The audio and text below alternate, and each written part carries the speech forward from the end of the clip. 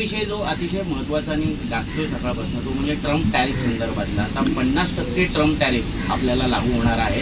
सिंदूर असेल किंवा आता जे ट्रम्पनी लागू केलेलं टॅरिफ असेल, पंतप्रधान यावरती कुठेच बोलताना दिसत नाही. आज तुम्ही आला तर बोलता जाणार.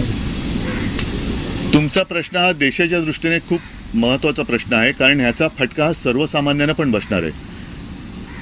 ट्रम्प आपल्या देशाची म्हणजे मोदींची अक्षरशः थट्टा करतायत, खिल्ली उडवत आहेत आणि आपण त्यांना अजिबात एक अवाक्षराने सुद्धा उत्तर देऊ शकत नाही आहोत. त्यांना जाब विचारणं तर सोडाच, पण त्यांना एका अक्षराने काही उत्तर देऊ शकत नाही आहोत. शेवटी आपला देश, आपल्या देशाचं सरकार चालवतोय कोण? देशाचं सरकार चालवतोय कोण?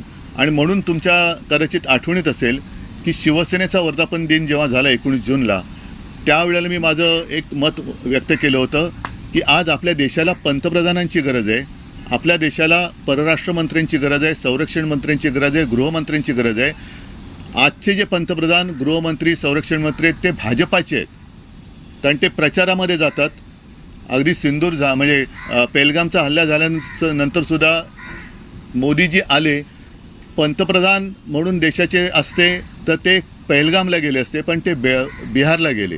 त्याच्यामुळे हे सगळे भाजपाचे प्रचार मंत्री आहेत. एकूणच हे सरकार अपयशी, असफल आणि असहाय्य आहे.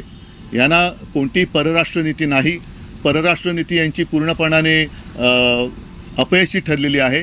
कोणतेही असं खंबीर धोरण नाही